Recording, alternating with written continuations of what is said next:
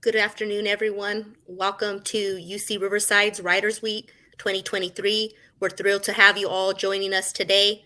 A few helpful notes in case you've never attended an event on Crowdcast before. When it's time for our Q&A segment, please submit your questions using the Q&A feature, not the chat. Let's give a few minutes for everyone to join us. And as we're waiting, let me know in the chat where you're listening from today. Please let us know if this is your first time you've been attending UCR's Writers Week. And we're going to go ahead and get started. Hello, I'm Rashawn Enriquez, pronouns she, her, and hers, program coordinator for Native American student programs at UC Riverside, and I'm here to moderate our Q&A session today. Thank you so much to Morgan Talty, David Tromblay, and Ramona Emerson. I want to make sure that you all get a chance to talk to each other and to our audience. And audience, please submit your questions in the Q&A, not the chat. This allows for everyone to vote for questions they'd like to hear answered. We will try to get to as many as possible today. And to get started, I would like to ask the writers to each say a few words about how they got started as writers.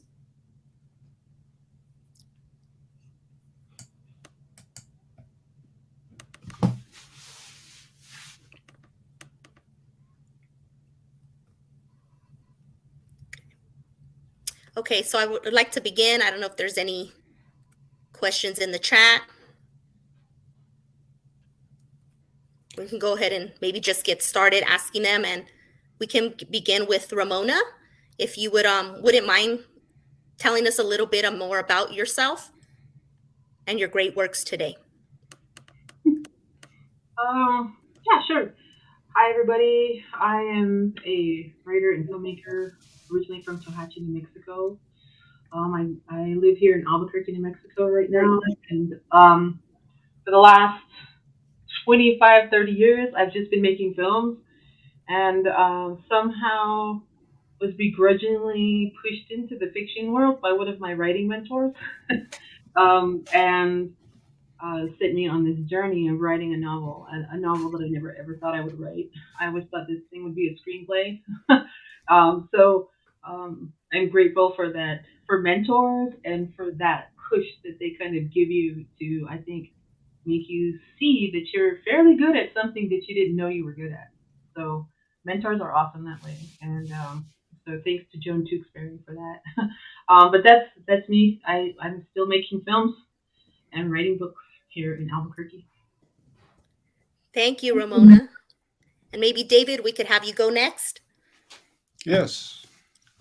I got my start as a angsty 15-year-old boy. I read a really popular book that I thought I could write one better, and so that's how it all began. Stumbling through that journey, and eventually got into school and got my MFA through mentor after mentor. My biggest mentors were Jim Northrup from Fond du Lac Ojibwe, and of course Stephen Graham Jones. When I was at IAI, he was with me for over half the time there. So, and since then I've written 7 books. That's it. Thank you, David. Thank you. And Morgan? Hi, everybody. Thanks for being here today. So I am from the Penobscot Indian Nation. I grew up there, and I still live in the area. Started writing maybe about 13 years ago, and I feel like for 8 years I spent kind of working with the characters that are in my debut book that just came out, Night of the Living Rez. Feels weird not writing about them now and having moved on to different projects. But yeah, I got my start in college, and I always loved storytelling, and it just felt like it was the thing I could do. And like David, I got my MFA. I had mentor after mentor and encouraged me, and worked with a lot of writers. And my book came out with Tin House, and here I am with you all this afternoon. Afternoon. Thank you, Morgan. Let me see. I'm just going to check to see if there's any questions here in chat. Maybe we could also just, I don't see any, they're just giving shout outs and saying hello. Charlotte's tuning in from Sherman Indian High School. So just good afternoon, Charlotte. Thank you for joining us. She's a second year there at Sherman. She's saying hi to all our panelists today for being here. Thank you. Okay, and at this time, we're gonna go ahead and turn it over to getting started with the readings.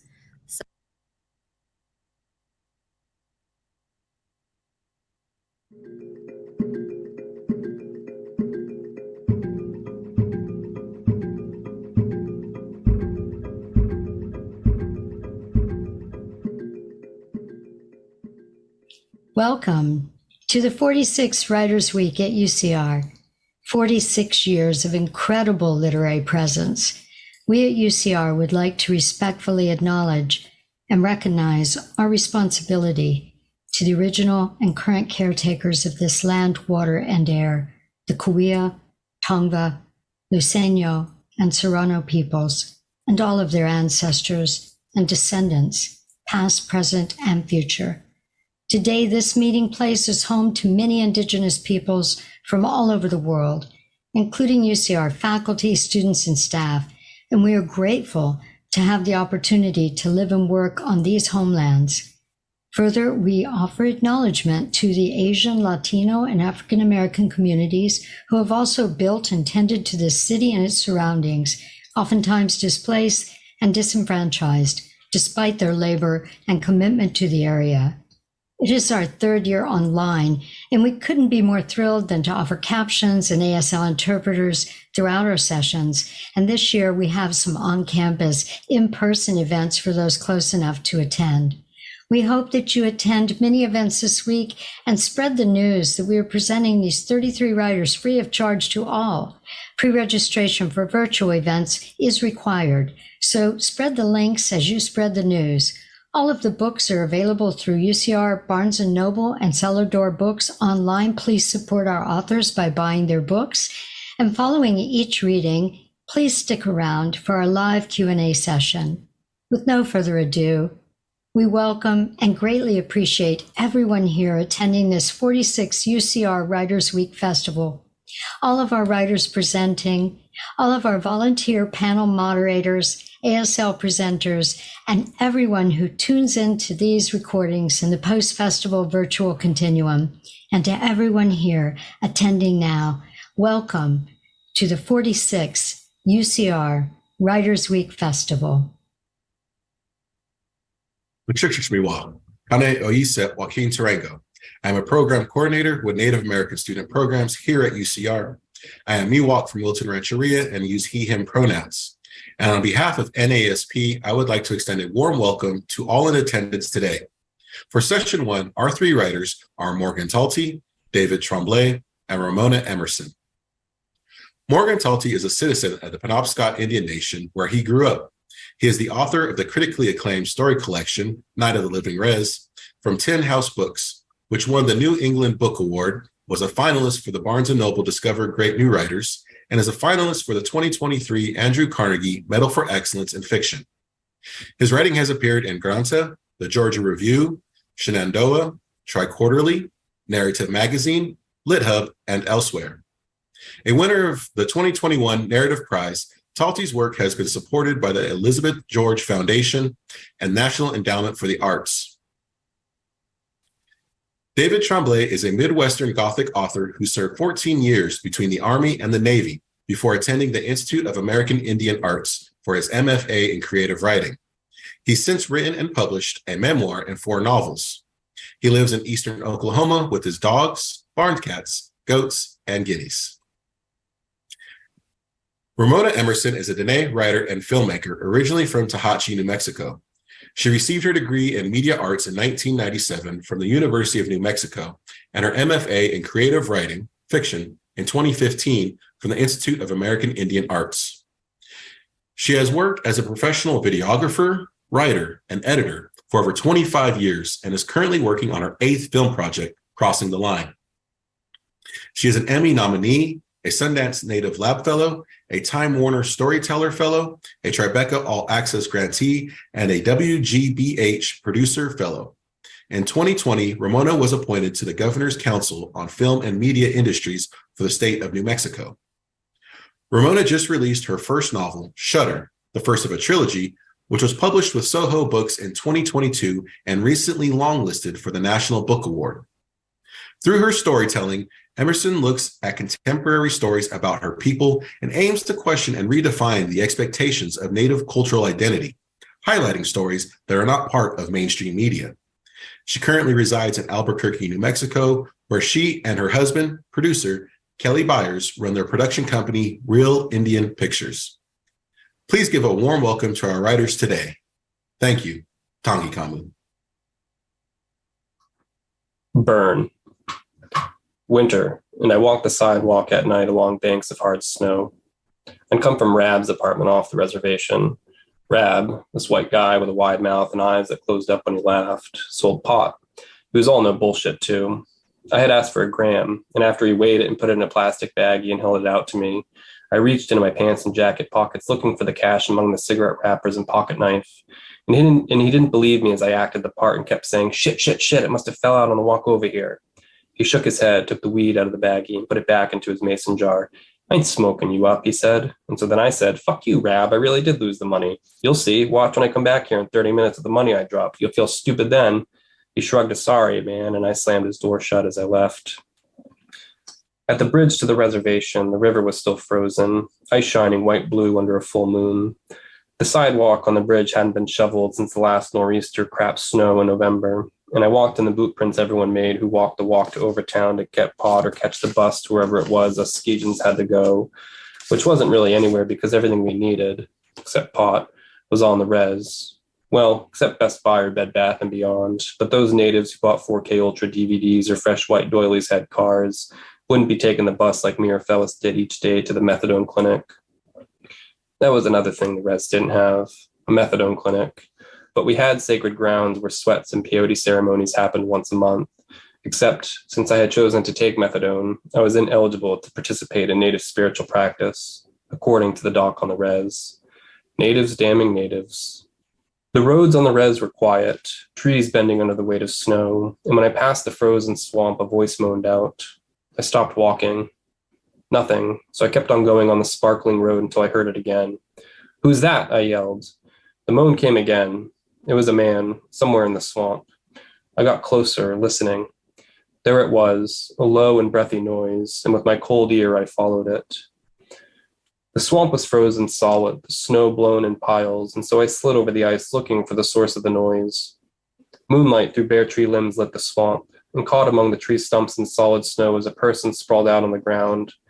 He was trying to sit up but kept falling back, like he'd just done 1,000 crunches and was too sore to do just one more. It was Fellis. Fellis, I said, standing over him.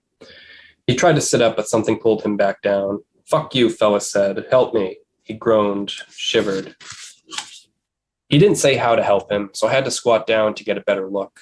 I flicked my lighter, and his purple lip quivered. Hurry, he said. Fellis, I said, I can't help you if I don't know what's the matter with you. My hair, he said. I looked at it with the lighter's flame. Holy, I said, and I laughed. Instead of the tight braid that shined, Fellis's hair had come undone, and it was frozen into the snow. Get me out, D, he said. D, get me out. At first, I tried to pull the hair out from the snow, tried to chip the snow away, but his hair wouldn't come loose, so I yanked and Fellis screamed. Lift your head up, I said. I opened my pocket knife, and at the click of the blade, Fellis spoke. Wait, he said. Don't cut it. What do you want me to do? I said. Tell the ice to let go? Fellis spit.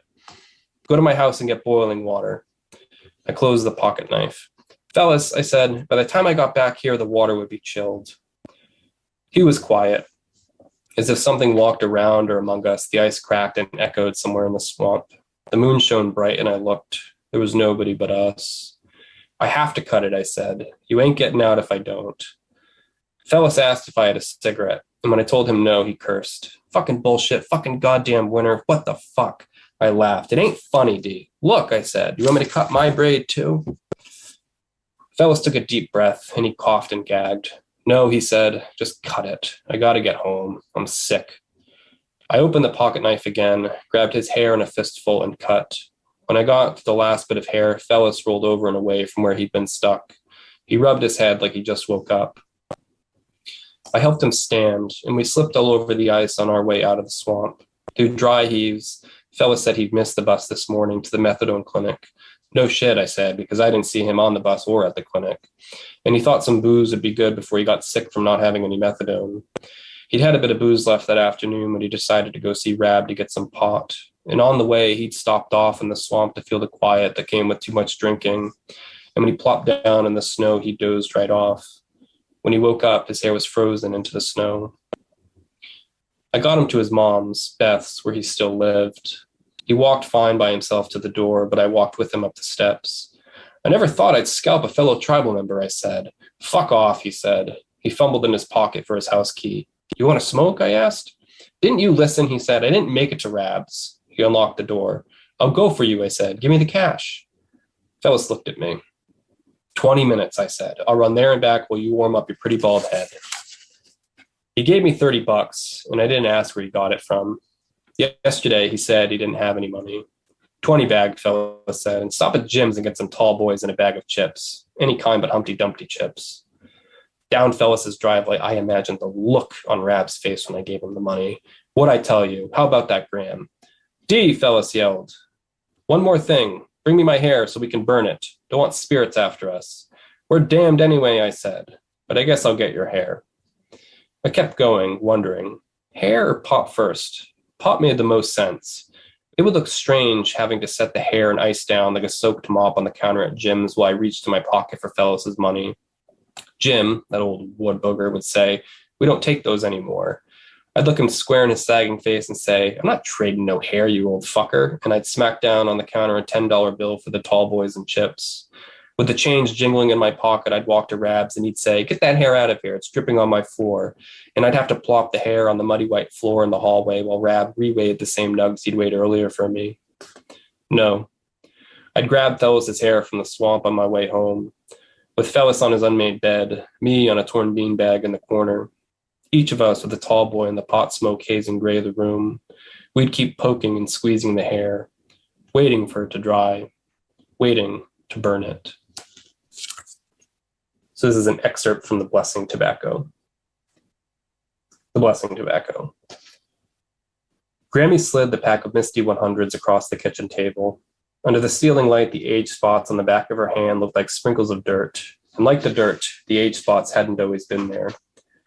Help yourself to a smoke, Robbie, Grammy said. I'll make us some coffee. Grammy was sick. Not cough sick, the way some old people got before they slid over to the other side like a pack of smokes. Well, maybe she was cough sick, but not in her lungs. The cough came from her brain, from below the soft gray stuff, burrowed deep in tissue, something tickling her there in an indescribable way. And like a thick, hacking chest cough, the one from Grammy's brain was bad. Go on, Robbie, Grammy said. She poured water into the coffee maker and then dumped the old coffee grounds into the wastebasket with a thump. The lighter's in my purse. I dragged the pack to me, the back of my hand dirtless. With my fingernail, I pulled out the cigarette. It smelled like mint and was longer than my finger. When I put it between my lips, it dangled there, the tip of the cigarette so far away. Robbie, Grammy said, I know you do it. Mom knows you do it. The lighter's in my purse. But please, don't get me in trouble. Grammy went to the fridge and opened it. Robbie had been Grammy's little brother, and he'd been dead since before us Skeejans even had rights. I never knew him. To me, he was only a relative who left young and stayed young.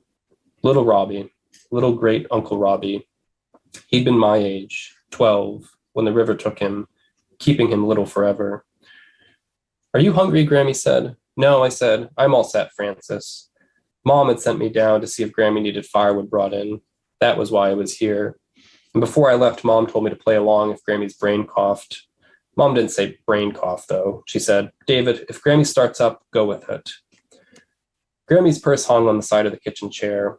With the Misty hanging from my lips, I unzipped her purse and dug through papers, receipts, some braided sweetgrass, loser scratch-off tickets. Dirt in the bottom of her purse lodged itself under my fingernails. The loose change stuck to my hand. 2 times I pulled from the purse what I thought was a lighter, but was actually lipstick and mascara. I took the purse from the chair and set it on the table under the light and dug my face in there until I finally found the lighter, a purple Bic. I sat back down, the cigarette filter all wet and slimy and damp in my mouth.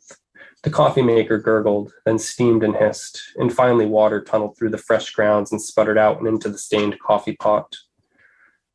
The lighter warmed the longer I held it, and I wondered how I should smoke or who I should smoke like. I could, maybe, smoke like my sister, Paige, cigarette always held close to her face between drags. Or I could smoke like Mom's boyfriend, Frick, take tiny, tiny puffs, but expel the largest of cloud smoke. Then there was Mom, who only lit her cigarette, took one drag, and then forgot she even held it until the ash bent, and then she flicked it, barely making the ashtray. But then I realized I couldn't smoke the way they did, because I was supposed to be Grammy's little brother. Go with it, Mom said in my head. I took the cigarette from my mouth, dried the moist filter as best I could, and then put it back between my lips. As I did with the wood stove at home, I flicked the lighter, except instead of putting flame to birch bark or newspaper, I touched the flame to tobacco. It caught, sizzled, and smoke rose up, stung my eyes. Smoke dived down, burned my throat. Don't cough, I told myself, don't cough. The coffee maker stopped dripping. And then I coughed, and Grammy laughed. Think you'd be used to it, Grammy said. Mom did say you were digging into the family's blessing tobacco. Said she couldn't catch you, but knew you were doing it. She was talking to Robbie, so I didn't say anything. I tried the cigarette again. It was easier on the throat, but it was coarse, like swallowing sand. Misties are my favorites, Grammy said. Harsh, but not too harsh. I agree, I said. Grammy laughed. She reached in the cupboard and took down 2 white mugs, red lipstick faintly staining the rims. Sugar? Cream? She asked. Both, I said. She fixed the coffee, set mine in front of me, and took a seat. My ash was getting long, and so I flicked the cigarette over the ashtray. The ashes flung up and over and landed on the other side of the table, and Grammy swiped them to the floor. Grammy lit her own cigarette, took a drag, and set it down on the table, the lit end dangling off. She picked up her coffee, blew on it sharply, and sipped. I could have smoked more of the cigarette, but I butted it. I didn't even sip my coffee twice before Grammy offered me another Misty. Go on, she said. Help yourself. I'm okay, I said. My throat hurt. No, she said. Please, have another. That's okay, Francis, really. Grammy sipped her coffee and then set the mug down. Have another, she said. By the 7th cigarette, I realized Grammy was setting me up, or setting Robbie up. I was sitting in that chair, watching Grammy grow angrier and angrier, forcing cigarette after cigarette. Smoke another, she said after I'd butted each one. I was being stubborn. I could have run home, but I stayed until my body couldn't take it anymore, until my head was banging and banging, until the coffee acid in my stomach begged to rise up and out. I didn't know how many I smoked, but finally I shot up, the chair tipping over, and I bolted for the door. That'll teach you to steal the blessing tobacco, Grammy said. Down the dirt road, I dry heaved into some brush. My knees shook and my eyes watered. Everything was blurry. I weaved into the woods, split through sharp pine branches, stopping to lean on an oak every so often to try and puke before bobbing and bobbing, branches scratching my skin, farther and farther from Grammy's house. On the riverbank, my knees in mud, I tried to throw up but could not. It was in there. So much was deep down in there, but it would not come. I burped and gagged and burped, but only saliva dripped from my mouth, sending ripples through the river when it hit, making it harder to see in the brown water what I looked like. I was thirsty, but the river was a brown, watery grit, filled with poison from the mill up north that sent down wads of pink and shit-colored bubbles that eventually dumped out into Penobscot Bay. I needed a drink, so I cupped my hands and dipped in, and I slurped the water. It tasted fine, but sickened me. I tried to throw up once more, but I couldn't, and I almost fell into the river, had to catch myself, hands all muddy. Before standing, I splashed water on my face. My headache was fading, but that nausea in my gut was trapped. I hurried back through the woods, hoping I didn't look ill, hoping I looked fine. Excuses are easier if you look fine. At home, Frick was outside under the hood of his gray truck, swearing, and I ran past him and up the concrete steps and through the back door. Mom was where I'd last seen her, at the kitchen sink with a bottle of Connoisseur's silver jewelry cleaner, freshening what she hoped to sell at the pawn shop in Overtown, where Paige had started working when she randomly showed up back home. and the smell of that cleaner, the smell of old pennies, made me wonder if everything was going to smell worse than it actually was. Did you have enough wood? Mom said. Yeah, I said. I kicked off my shoes, and through the hole in my sock, my big toe stuck out. I put it back in and hurried down the hallway to my room. Paige came out of hers and bumped into me. Jesus, she said, waving her hand in front of her nose. Grammy smoke you out over there or what? A little, I said. Fully clothed, I crawled into bed, my muddy knees staining the white sheet. Okay, for my reading, I'm going to be reading from my book, Sangre Road, which has been developed and adapted for film. So I'm kind of excited to dig back into this, revisit it, and introduce you all to it. I hope you like it. The Red Dirt Chop Shop has a 1968 Chevy Custom Camper Sans Camper for sale down on the tail end of Sangre Road. How much they want for it is soaked on the windshield, but blocked by a sign that cannot read so well. It's gone into disrepair, the sign, not the truck, like a family plot with no more relations above ground. The sign is sort of impaled on a 4x4-inch post somebody whittled down until it got small enough that all four of the set screws could be tightened.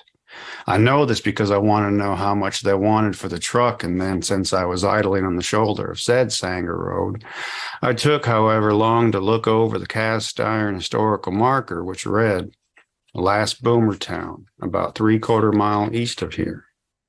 300 armed boomers made their last stand for the settlement of Oklahoma country, led by William V. Courtwright, and surrendered to the U.S. cavalry troops commanded by Colonel J. Hastings on January 26, 1885. On this site, the boomers built log cabins and dugouts for their town of Lawson, founded on December 12, 1884. Seeing how the town was established and surrendered in the span of 6 weeks, and the site itself is now nothing more than a few acres of decrepit automobiles, it all seemed insignificant and extraneous, not warranting the casting of a marker. There wasn't even one of the brown signs telling motorist historical marker weighted up ahead saying surrendered. Seems like it wasn't all that bloody of a battle, being there was no mention of a body count on the marker. But there is the matter of their naming the road Sangre, meaning blood in Espanol. Figuring in the Spanish-speaking population here is not, I'd wager it's a roundabout way of them covering up a bloody past, but kind of sort of acknowledging it without outright saying the boogeyman's name. $3,000 firm was the price on the Chevy. Comes with a spiderweb windshield, no bumpers. Every inch of it is primered black, which makes me think it's either dinged all to hell or comes with a full rust package. No, thank you. This way of thinking is what you get when you spend too much time by yourself alone in an automobile. But I wouldn't have to stay inside my head a whole lot longer, luckily. Sangre Road became a smorgasbord of signs and ads once I crept inside the city limits. A diner stood right on the other side of the fifth church I passed, the one with the marquee that read, No one is perfect. Moses once was a basket case. I ordered a sweet tea as a show of faith to let them know I meant to differentiate myself as a customer rather than a loitering member of the public. Then I made my hurried pilgrimage to the men's room. After taking a swig of the world's famous sweet tea, in walked a man boasting all the physical attributes of a double-sized soft-serve ice cream cone, the extra creamy kind made with double the milk fat. Prescription glasses with lenses tinted the color of watered-down rosé wine clung to the tip of his nose. I say prescription because when he tilted his head back to find an open table, he became bug-eyed. His dress shirt was one with ruffles sewn into it, though it wasn't the bleached white you'd see someone wear with an older tuxedo. Imagine it was sold as ivory, but it was the color of a mid-morning piss following the downing of an entire pot of coffee, along with some multivitamin with 1,000% of the recommended daily values. Both pockets on the chest of that shirt were packed with pens, sans pocket protectors. He was obviously a man who liked to live dangerously. He'd filled the left side with what I'll call Easter or pastel colors, while the right side was all primary pen ink colors, black, blue, red, and 2 others. One looked to be stainless steel, and the other was a gold-plated pen, both of which could have held any imaginable color of ink. Around his neck hung a shoelace weighed down with no less than 24 keys by my count. A fist sat plopped atop a cane in which he lent far too much trust. I only say so because of how the floor let out a muffled cry, announcing his presence a few short seconds before each footfall. Other folks passed through the dining area without the floorboards offering a word of protest. Could have been the light playing with the lacquer, but I swear I saw that cane bow each time he hobbled this way and that. He'd swayed through the side door, too, which was a little wider than the front door to allow the deliveries, and led straight to the kitchen.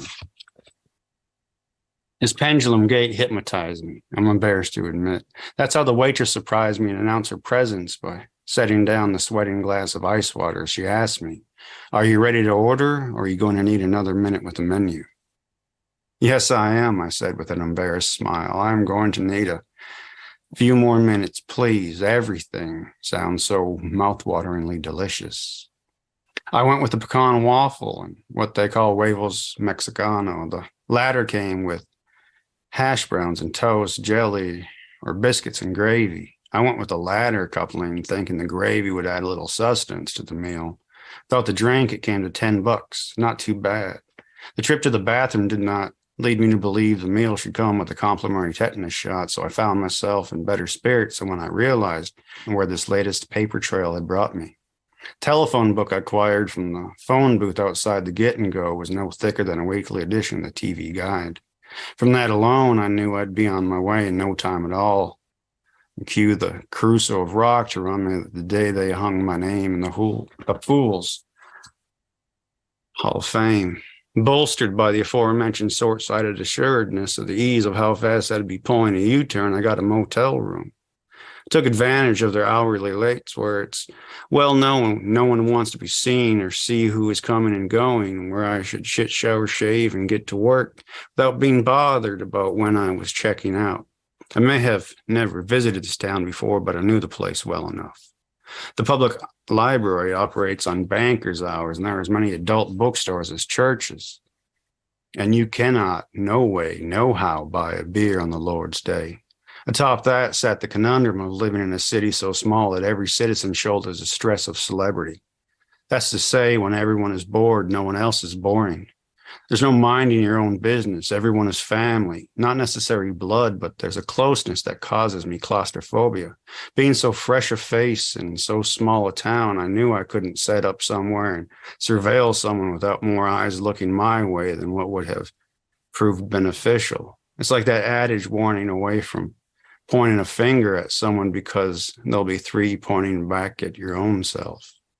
I borrowed the Bible from the bedside table the Gideons placed in my room and stood out on the corner closer to the Jefferson Line station and preached the word to passing cars. Silly as it may seem, it's a perfect platform to watch the comings and goings and not have to worry about being an unfamiliar face and drawing too much attention to your own self. I call it tradecraft.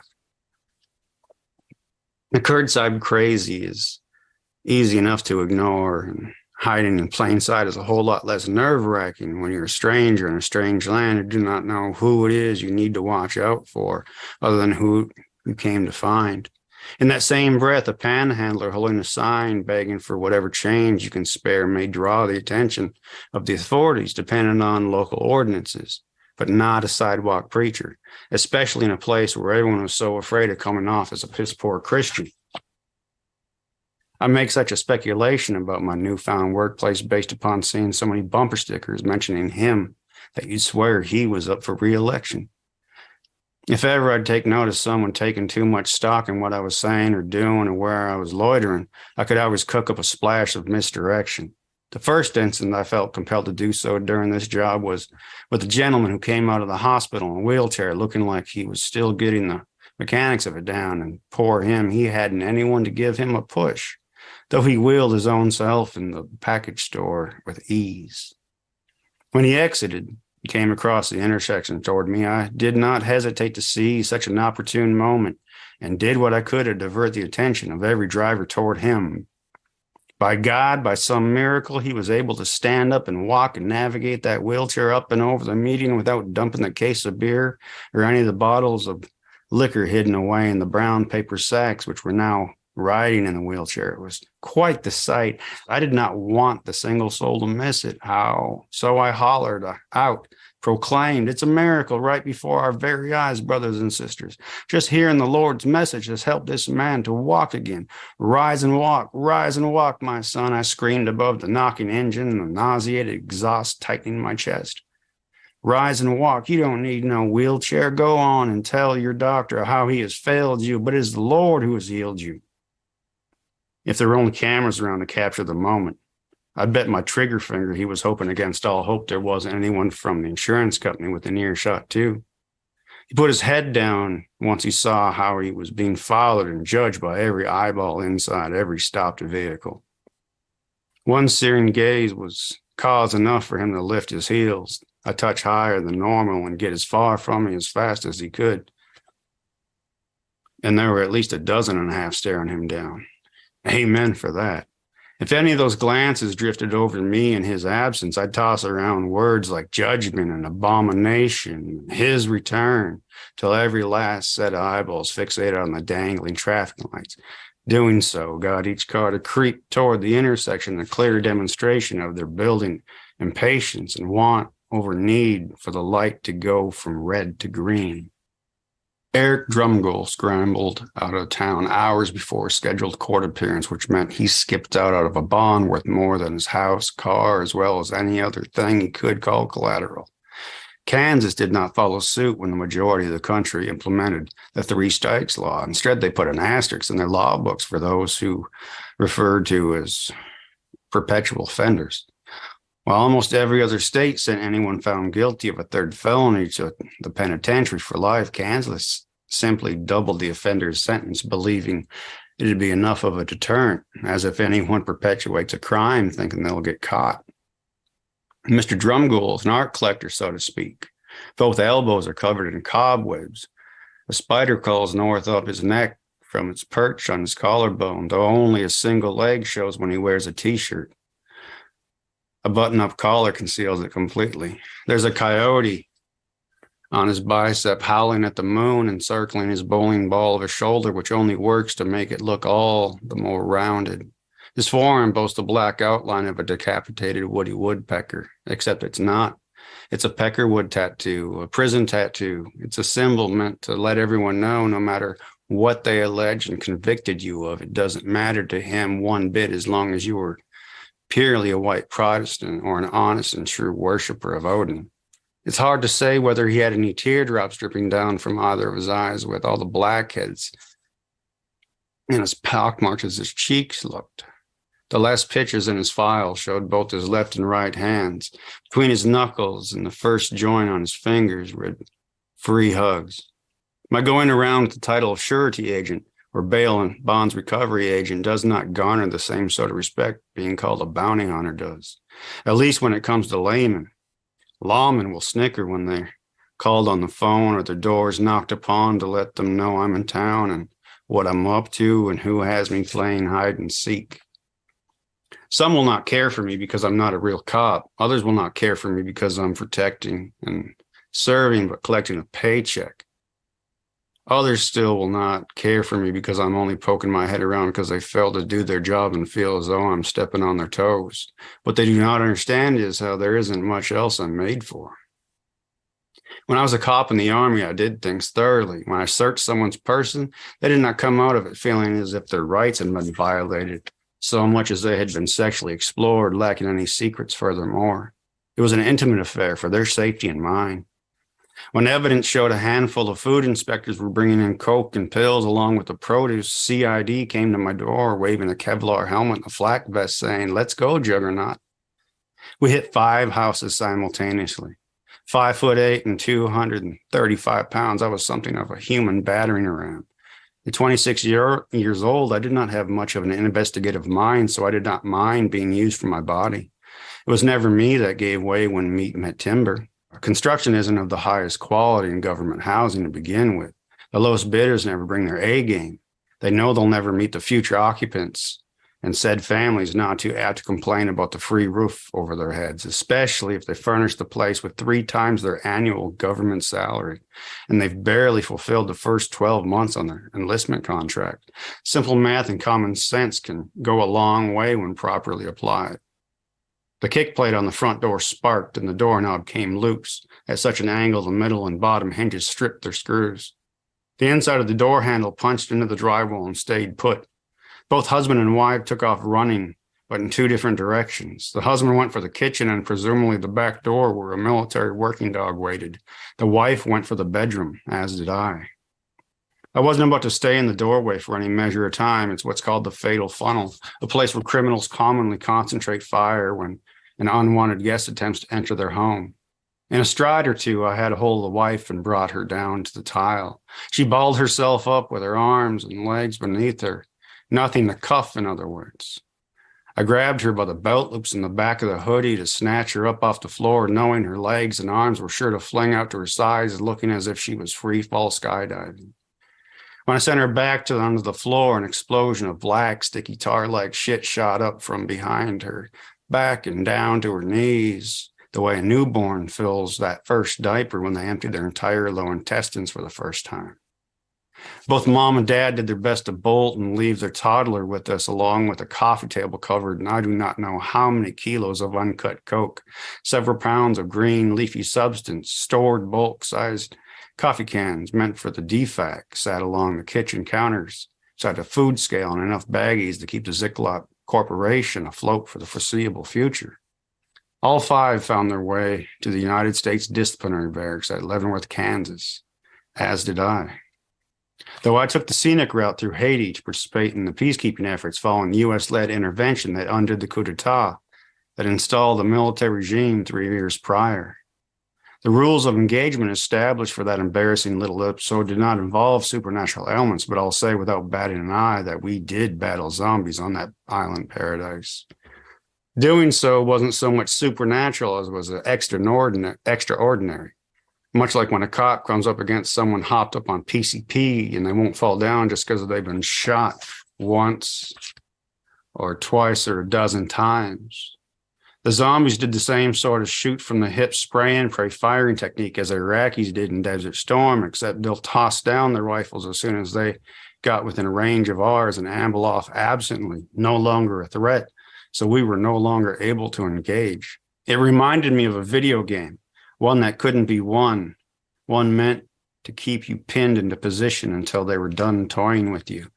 One subtle difference surrounding my ending up at Leavenworth is how I happened to be on orders for brig duty rather than sentenced per a criminal statute buried somewhere within the ever-building pages of the Uniform Code of Military Justice and the Manual for Court-Martials. I stuck around the area after my enlistment contract ended for no other reason than my lease had not expired, and because I was no longer technically a member of the United States military, the military clause in my lease was no longer applicable. Before rent was due the next month, following my going from soldier to veteran, I took a job with a bail bondsman for the simple reason I liked food in my stomach and I'd grown rather comfortable around criminal types. That's making a long story less so. Thank you. Hello, my name is Ramona Emerson, and I am here reading from my novel, Setter. I'm going to be reading you chapter 4 of the novel, so I hope you enjoy it. Chapter 4 is called Paper and a Box. The year I turned 5, Grandma taught me how to build a camera. It was also the first year that my grandpa began to visit me. At first, I didn't know it was him. My grandma, so heartbroken over his death, never kept a picture of him in our house. Grandma could make anything out of nothing, and that is how we lived together in her little house. We had running water and electricity, which was a lot out there on the reservation. My grandma had built her house with her own hands, with concrete and nails and tar paper shingles. Grandma loved to tell stories about how all the Navajo women in the community would stare at her like she was crazy as she hammered away on the shingles of her roof and brought stones for her fireplace when the light had fallen low in the sky. The women had watched as Grandma yelled at the young men from the hardware store who'd done work on the house one weekend while she was away. She recounted the events over and over because I begged her to. Those fools put my garage on the wrong side, she'd say, making me roll around in laughter. Who needs to look out of their kitchen window into their garage? Not me. In protest, my grandmother never put a permanent floor in the garage. It always sat there with the same dirt floor that it began with. One day, Rita, I'm moving my garage to the other side. You'll see, she would say. She would tickle my stomach and I would run away, the fresh laughter still working through my body. I wanted that garage on the right side too, just because that's what Grandma wanted, even though I knew she could never afford to move it. On the reservation, nestled deep within the red canyons and forgotten communities, tattered trailers and the skeletons of long abandoned hogans stood like teeth. Hot sand ran into every crack and hole when the wind blew. Now only shells remained, tied together with thinly stretched chicken wire and bare logs. Grandma had picked a good spot for her home site, hidden to shelter her house from the relentless west to east winds. Her home was a beacon of modern living, nestled between territories preserved in times gone by. The mountains were at her front door, which faced north, and a dry riverbed made up the backyard. She liked to grow corn and squash, lettuce and radishes. She sat out in the summer sun with me and her salt shaker, and we would eat fresh radishes from the ground, washed free of dirt with the cool water from her green hose. Grandma and I used to take long walks into the dry riverbeds behind her house, looking for the long green Navajo tea stalks that peeked out of the sand. Before gathering the stalks, Grandma would pray in Navajo and sprinkle her yellow corn pollen on them. We had to thank the tea before we could use it. Don't take the whole thing. Don't take it from the root. If you do, they won't be able to keep growing all summer, she lectured. Her hands were full of the bright green stalks, their yellow flowers rising like unruly wires through her fingers. I pulled gently at the plant, leaving a healthy 6-inch stalk behind. Eventually, I rolled the stems inside my dirty t-shirt. We walked for a couple of hours before deciding to turn back, our legs sore from trudging in the deep sand. Grandma rolled her empty cloth flour bags around her neck to keep her cool. As we made our way up the final hill, our pockets and shirts filled with tea, I could see beads of sweat on Grandma's face. Her face was red with labor. Never get old, she said. You hear? Okay, Grandma. Once home, we bent the tea into bundles and wrapped them with string. Grandma left the bundles out on the table to dry for a couple of days, then moved them to her copper tea canister. When she finally let me drink tea with her in the evenings, she would stare at me with a smile and shake of her head as I filled my tea with sugar cubes and milk from the can. Eventually, I convinced her to let me have morning coffee with her, sharing the off-white milk, sugar, and coffee concoction on the kitchen table. On the day before I turned 5, Grandma and I drove deep into the woods toward the Chisco Mountains, on the other side of Tohatchee, where the blue spruce and aspen trees paced only feet above the trail road. Our pickup shook and rattled along the way. Grandma had loaded us up with a shovel, a shabby gunny sack, a tattered cotton sheet, and a black box. I knew the sheet and the gunny sack meant we were going up to the pinon trees to get nuts to roast and sell. A good gunny sack full could make Grandma a little money here and there. I love pinon nuts, freshly roasted from the oven. When Grandma roasted and salted the pinon, the house filled with the smell of warm pine sap. We found a good spot near the creek and made our way up. When we came across a tall, stout pinon tree, its cones full of brown berries, I worked myself up the branches and shook the tree with all the strength I had in my arms and legs. Grandma spread her white cotton sheet below and sat quietly sorting through the pine needles to find the nuts. In the Navajo way, she exclaimed, you aren't supposed to shake the branches like you did just now. My feet braced the weight above the needles and branches. When the pinon is ready, it will fall to the ground by itself. You're being impatient. She shook her head. Doing it like that calls the bears to you. But they would have to get through me. Bears know better than to bother your Grandma. The meat's too tough. I pulled myself down out of the trees and sat at Grandma's side. We picked pinon until the sun was about to set, and our gunny sacks drained from the nuts pulsing inside. When we got back to the truck, Grandma heaved our gunny sack into the cab and caught her breath. Then she grabbed the black box she brought, poking a small hole with a pen and covering it with black tape. "What is that, Grandma?" "I'm going to make us a camera out of this box." She turned to me and smiled. "It's been a long time since I've tried this, so let's hope it works." I watched her in silence as she pulled out a dark blanket, draping it over herself and the box. I could hear a rustle and scrape under the wool. "Grandma, what are you doing?" She emerged from the blanket with pieces of pine needles in her hair. "I had to put some paper in the camera." She pushed me into the last beam of sunlight. "I'm going to take your picture." "With what, Grandma?" "With this box. Now be quiet and watch. Stand right there." She waved her hand to the right and I moved with it. Right there. I watched her pull the sticky tape from the makeshift camera. "Stay still." A bright light came from behind my grandma's head. Standing in the yellow haze, I saw the gray shadow of a man, thin and refined in a white cotton shirt, the sleeves rolled up to his forearms. I didn't know if I'd seen him before, but something about his presence was familiar. He smiled deeply as he looked at Grandma, then began walking toward me. I felt the surge of his energy when he came to stop at my left. He left heat in the corners of my eyes. I turned back to the camera and didn't even breathe for a good 10 seconds.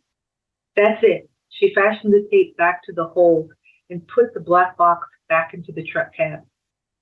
The cloudy form trailed her, then flew away into the late afternoon shade. "You took a picture already? When can we see it?" "Soon, Rita." I watched Grandma's box all the way home and wondered how it could possibly be a camera.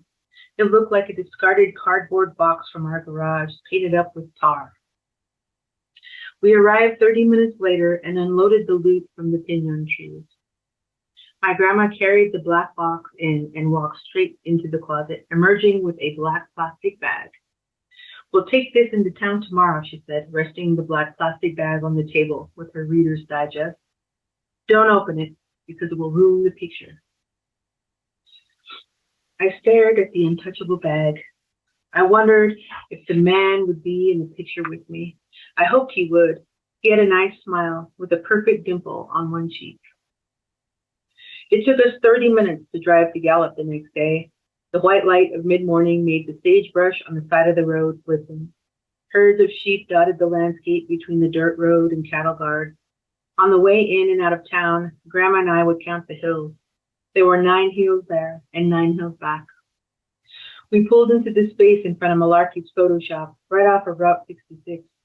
I could hear the whistle of the trains that moved through the city, some clanging on the long and oily track line. Malarkey's was across from the tracks in an abandoned bank building from the early 1900s. It had a fake but regal facade with old Kodak signs and neon lights. When you walked in, the door rang like an aged church bell. Mr. Malarkey was a white man with bright eyes and deep lines falling from the sides of his face. He wore a lot of turquoise on his wrists, more than I'd ever seen any Navajo wear.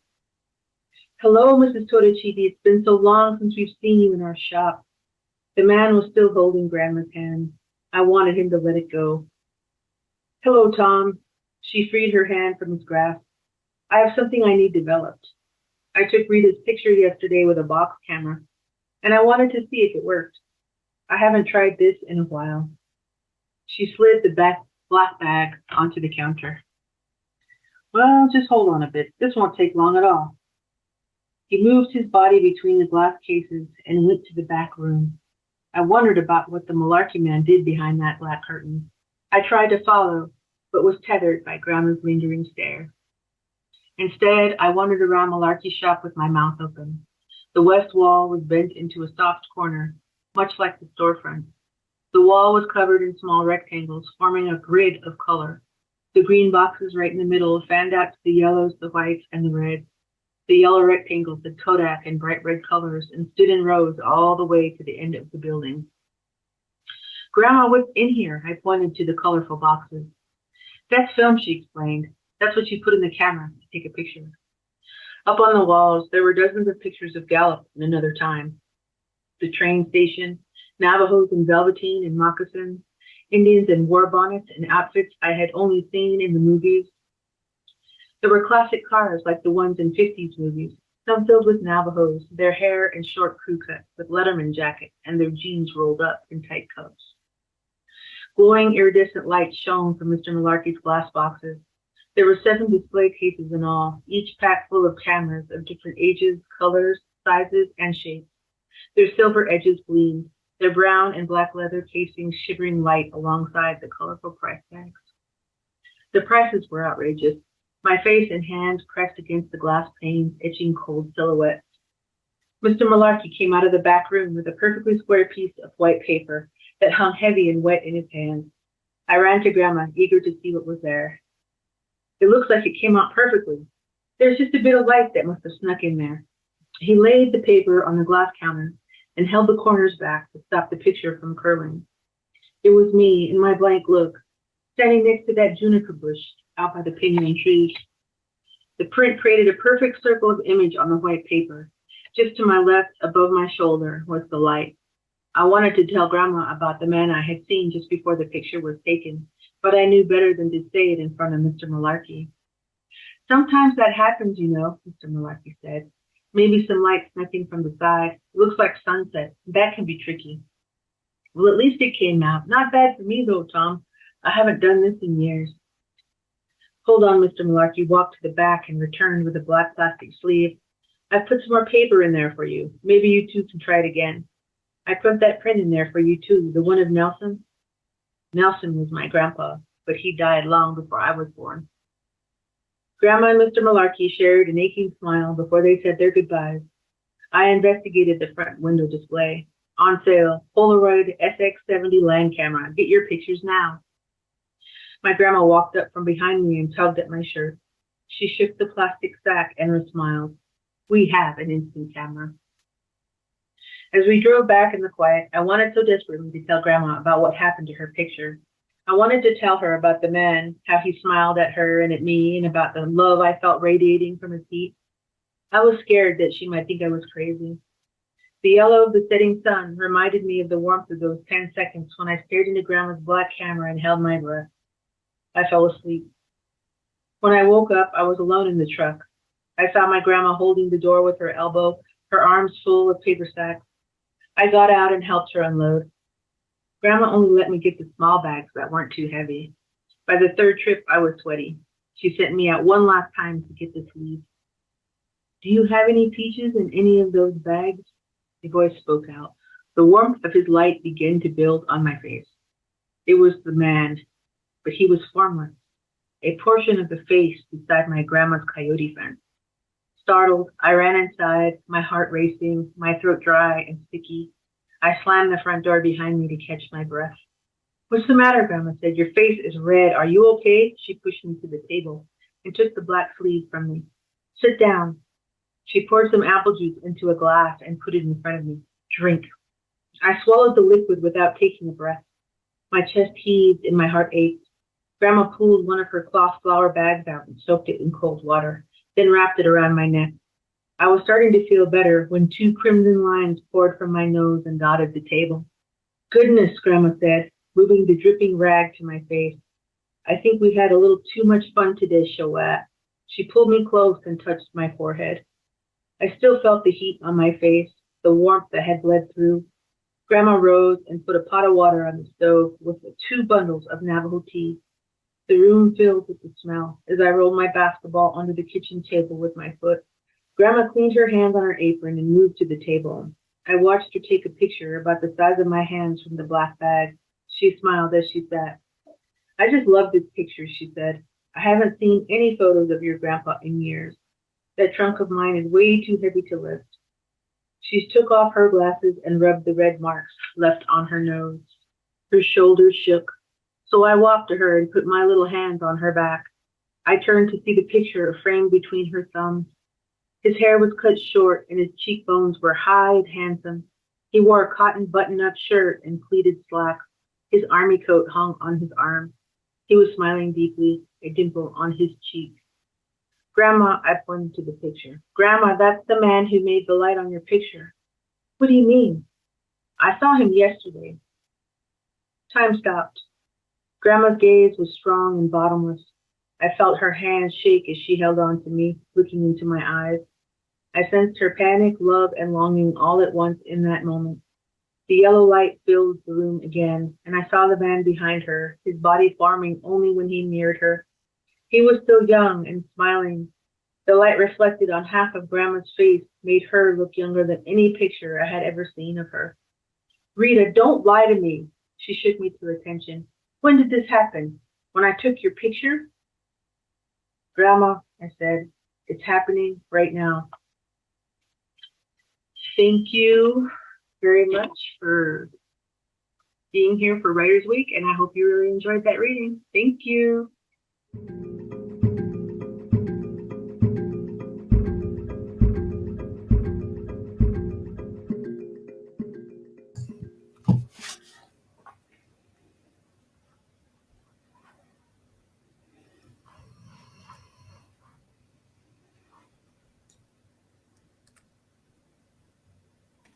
Welcome back, Morgan, David, Ramona, and to all our audience. Good afternoon. Thank you for being here. Amazing. You're stunning. Your writings have me in awe. I'm envisioning like being at a beach and being by a campfire. And so, again, fills my heart with joy and warmth. And we're going to go ahead and turn it over to the audience. I'm seeing we have one Q&A. Let's see in the chat. I'm wondering, in this age with film and TV as the dominant forms of narrative, does it feel retro to be writing fiction? I know that you also make movies, Ramona, and that you all have some film options as well. How do you see the relation between different forms? And if maybe David can begin answering the question, please. Oh yeah, it doesn't feel retro at all. I mean, one begat the other. It's helping me as I revise my upcoming work. Actually, now that I've adapted my novels into a screenplay, it is not unbecoming whatsoever. I believe it's a great experience to see how another media works and all that, and a new approach to my work in building characters. I think Ramona would have more insight than I for this one. Thank you, David. Go ahead, Ramona, if you'd like to answer the question. Sure. I mean, I think the first thing I noticed about fiction that is that it freed me to tell a story. Because when you write a screenplay, it's always less is more. You got to tell the story with as few lines as possible.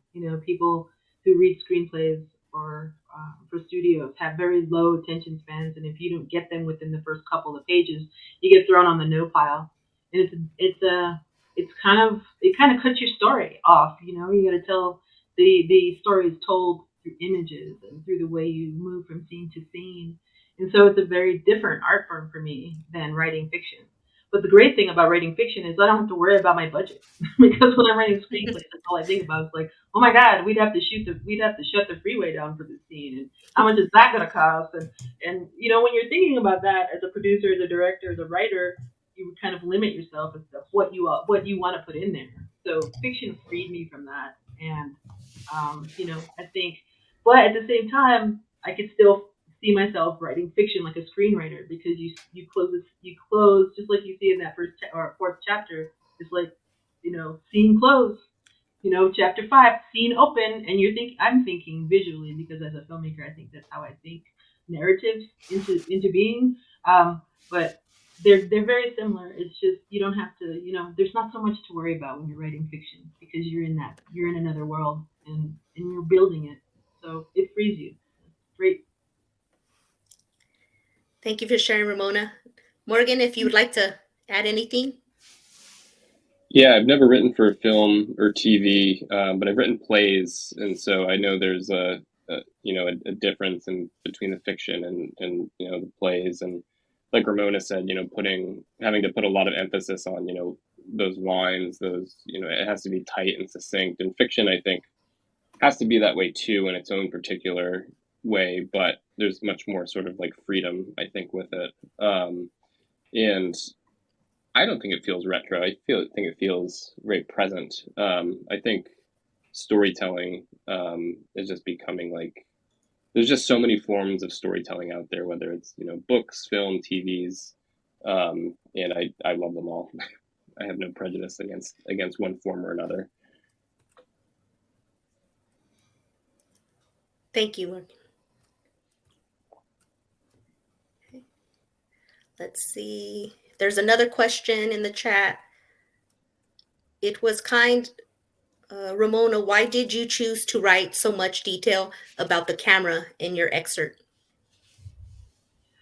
Well, I think once you read all the chapters, there's a lot of very vivid description about camera because, Shutter is all about, I think, this girl and her whole family's relationship with the camera and with memory and with how those images work together. So when you're reading the book also, each chapter heading has except for chapter 4, which is the one I wrote, but every chapter heading aside from that is assigned a camera model. And that camera model will help you see what year I'm talking about. So you can look up any one of those camera models that I use as a chapter heading, and you can tell what year it is because there's a lot of going back and forth, and I needed a way to let people know what year it was. So camera was really important to Rita, and it's important to her grandmother. It was important to her grandmother's history. It's important to her mother's history. And so for me, a camera was part of her, and so it was really important to describe it in every single chapter. Thank you for sharing that, Ramona. And how about for, our writers, is there any questions you'd like to ask each other or about anything going on, any works, maybe possible collaborations? Who's got what going? Ramona, do you have anything new? I'm writing the second book right now. Okay. Like literally, it's right there. And I have a kind of a deadline today, so I'm trying to get my first 10 chapters into my editor today. So it's kind of crazy. So it's happening, yeah. But there's always a million things, and my husband and I are working on 4 documentaries right now as well as we're trying to do this other book. So yeah, there's no time for rest. There's a lot of stories to tell, I think. Thank you for sharing, Ramona. And I heard that this morning the PEN finalists were revealed. And so I wanted to ask Ramona and Morgan, you were up for some recent honors and listings. Could you possibly name, one of the awards at this time for our audience? Yeah. Night of Living Rez today was announced a finalist for the National Book Critics Circle Award, John Leonard debut book prize. I can never remember the titles of some of these things. And the PEN Robert Bingham prize for best debut short story collection. So very exciting, very, very exciting stuff. And Ramona's work too, I think, was in the PEN as well, but I won't take over her announcement. Thank you, Morgan. Go ahead. Shutter was, I'm really honored that Shutter was, has been chosen as a finalist today for the PEN Hemingway and the Open Book Award. I am totally shocked. And it was also longlisted for the National Book Award.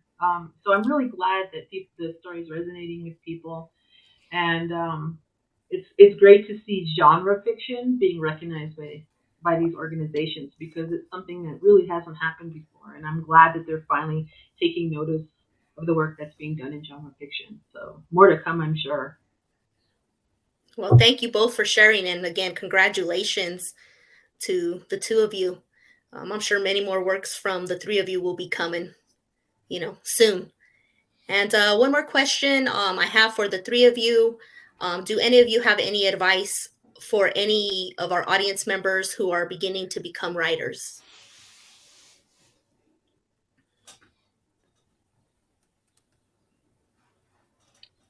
And we Never can know go who in any goes order. first. I'll just dive in. Yeah.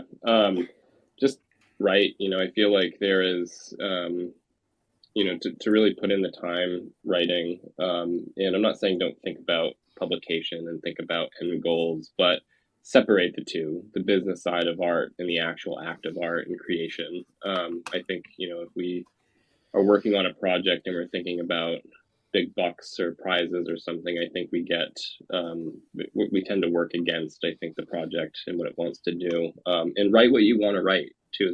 That's another big thing. But be prepared to write and write and write and write. I didn't get a story published for, I think, 9 years. I spent 9 years just writing and submitting. So it takes time. It takes a lot of, I think, stubbornness as well. So be stubborn. It's okay to be stubborn. So that's my advice. Keep going. Don't quit. Something will come your way.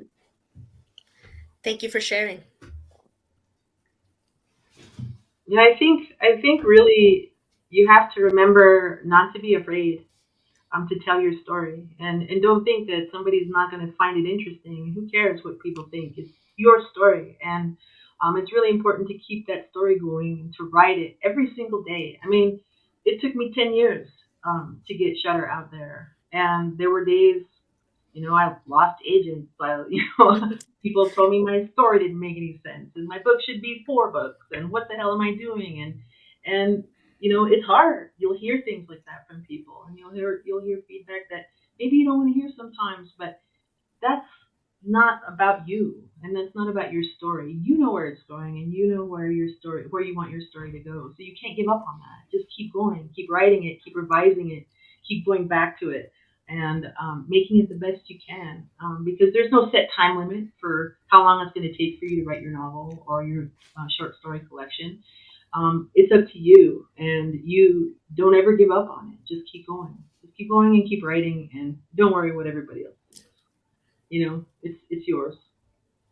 Great advice. Thank you, Morgan. And how about you, David? Anything you'd like to? Yeah, absolutely. Stay stuck on the story. You're going to have to get in your routine and understand that if art and storytelling is going to take, is that the path you're going to take, you try to learn to live with a low overhead. You're going to do without. You're going to do without. And you're going to have to find your community. And that's the best way to survive in this. Is you're going to have to learn how to do without, which doesn't help you further yourself as a writer the same way story has to do without whatever doesn't progress it forward. Thank you. Thank you, David. And as we wind down now, we're coming to an end of our session today.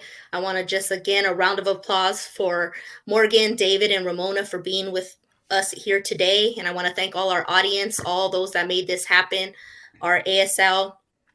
Jonathan, I want to thank you as well. And I appreciate and thank UC Riverside for allowing me to host these wonderful, superb writers. And to our audience, you can do it. Keep going. Stay motivated. Have a great day. And I hope you all continued in the audience to check out additional sessions for this Writers Week. It's been my pleasure.